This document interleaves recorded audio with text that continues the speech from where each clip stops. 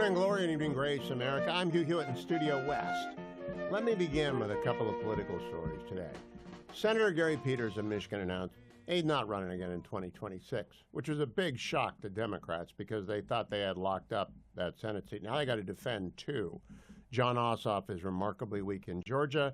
There's an open seat in Michigan. Those are blue seats. Now, Republicans have to defend, I think they will, Senator Tillis in North Carolina and Senator Collins in Maine.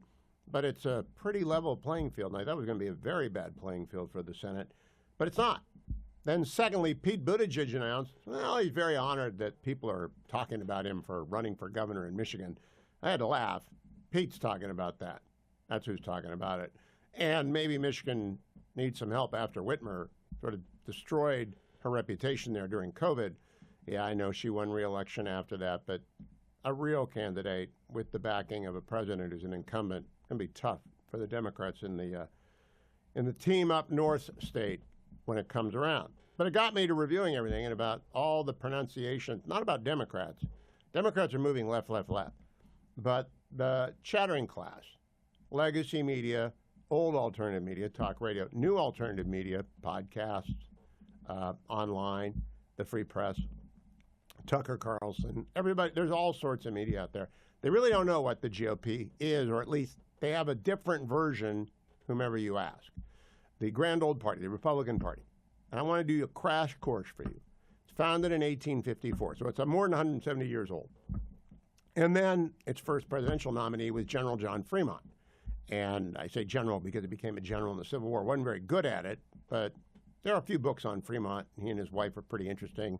Steve Inskeep wrote one of those from NPR. Fascinating guy. Lincoln is the first successful Republican candidate in 1860, which is why it's called the Party of Lincoln. And then in recent times, there have been a lot of different Republican parties. There was a Republican Party of the Taft era, but Robert Taft never got to be president, so he really didn't put his stamp on the party. Ike was president for 8 years, and the party of Ike from 1952 to 1960 is different from the party of Goldwater, who's the nominee in 1964, but he doesn't win, so Goldwater can't really put his stamp on the party. Nixon wins in 1968. So there was very definitely a Republican Party with Nixon at the end of it. After that, there was a Republican Party. Ford doesn't win. Ford is president, but he loses, so he didn't really put his stamp on the party. It's Nixon's party until along comes President Reagan, 1980, the Gipper, the great one. And his party is different from Nixon's party in very, very significant ways, but I don't want to spend much time. It moved to the right, and it became cheerier, happier, upbeat, and robust, but not combative except with the Soviets. Nixon was combative with the press and with the Democrats. Reagan was more get along, go along, be happy, don't worry, let's get the Soviets crushed. And Reagan's party had Party of National Security hawks, had the Party of Free Markets, no trade barriers, get rid of tariffs, and the Party of Faith, people for whom faith was the central organizing principle of their lives. Well, that was succeeded by the party of George H.W. Bush, which was kind of like the party of Reagan, but moving it a little bit more to the center. And then the party of W began as compassionate conservatism, moving it a little bit more to the left, but then he became a war president. The 9/11 attack turned everything. And the party of W became the party of killing terrorists and preserving the homeland, which he did superbly for 7.5 years after the surprise attack of 9/11. Well, fast forward. That party, which we can call GOPe, right? Reagan, HWW, GOPe, has been expanded and changed by Donald Trump. The only person along with Nixon to have been nominated for president 3 times on the Republican ticket. Nixon in 1960, 68, and 72. Donald Trump in 2016, 2020, and 2024. And you know, the Nixon-Trump analogy is pretty good because they are center-right, right, in their ideology. They're not conservative. They're not isolationists. They're not interventionists. They're realists. And they are common sense conservatives. The Nixon-Trump party, which I'll call GOP-H, the GOP hybrid party, it includes everyone and more who want to come over. Nixon brought in the hard hats. If you remember, back in those days of the of the Vietnam War and the resistance that occurred then, the Weather Underground, the violence in the street, the crime wave, Nixon rallied to his side and then swept all before him in 1972 when the left nominated George McGovern as the Democrat.